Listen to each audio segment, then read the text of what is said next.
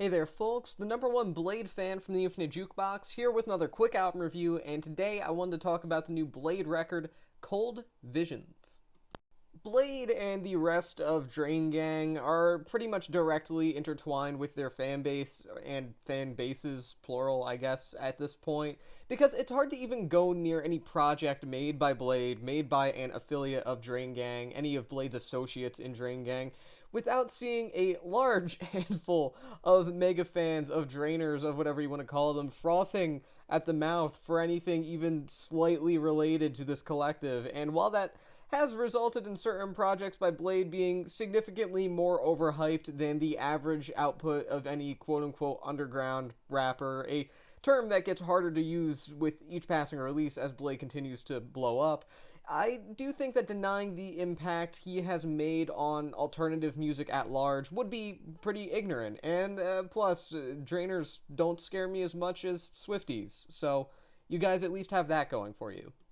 Even if his full discography does admittedly fail to capture me on a pretty regular basis, if I'm being completely honest, there are moments where I do feel that his actual output manages to equal his artistic impact that he's had on music in general in the present day, and Cold Visions is one of those records. But more interestingly than that, it also feels like the end of a chapter for Bladee, and maybe his own particular niche in sort of rage cloud rap in general.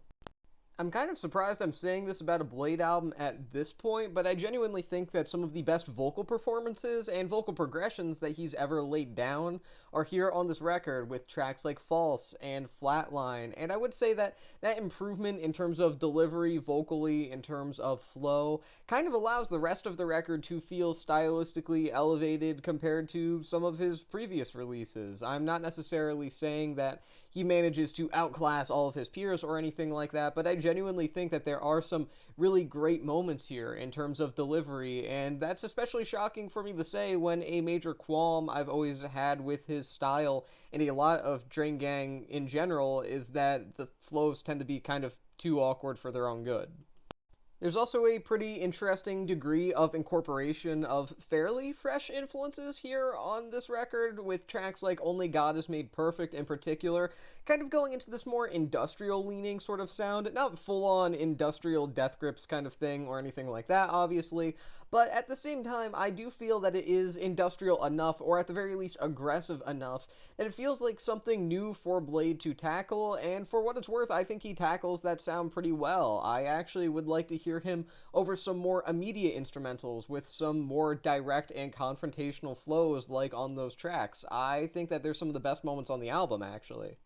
Blade's fairly distinct flow and overall brand of experimental cloud rap, I feel, has a habit of bleeding over from one project to the next with only slight variations for the most part, and while that is totally fine for people who are really into that sound, as someone who doesn't really click with it, it kind of results in me not really feeling a good chunk of his catalog, to say the least, but I feel like it's actually kind of a nice surprise to see a record like Cold Visions, such a long record and a surprise release record as well, act as a vessel for Bladee to experiment with sounds that we've never really seen him perform with before, or at the very least not to the degree that they are featured here.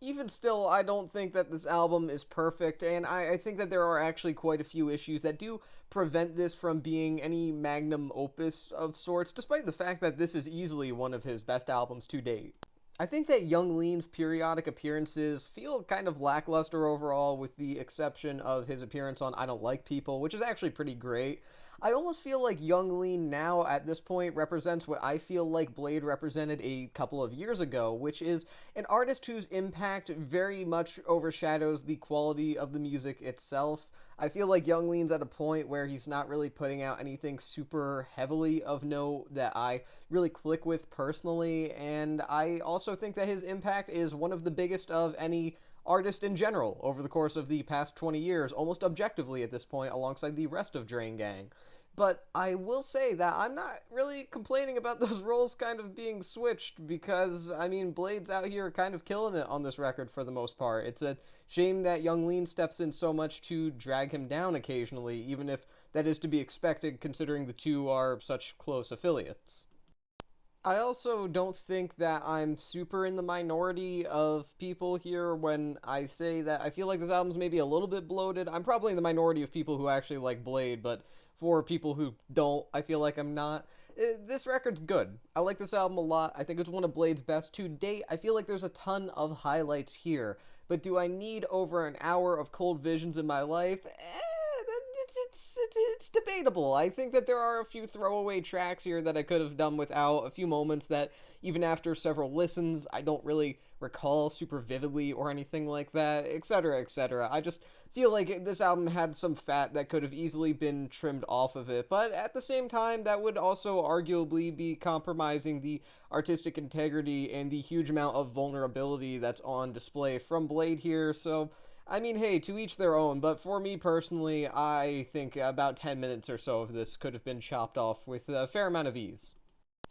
With those flaws set aside, however, I think what you are ultimately left with is maybe the single most honest record that Blade has ever put out, and that's kind of saying something when he's a musician that's always been known to sort of wear his heart on his sleeve, and as such has attracted a fan base primarily of people looking for that kind of earnesty and humanity in their music. But even still, I think it's kind of rare to hear absolutely anyone with a degree of relatively large popularity like Blade talk about issues relating to mental health, depression, loneliness, isolation, with such vividness and such complete and total genuineness as Blade does here on Cold Visions, and I absolutely respect and admire that.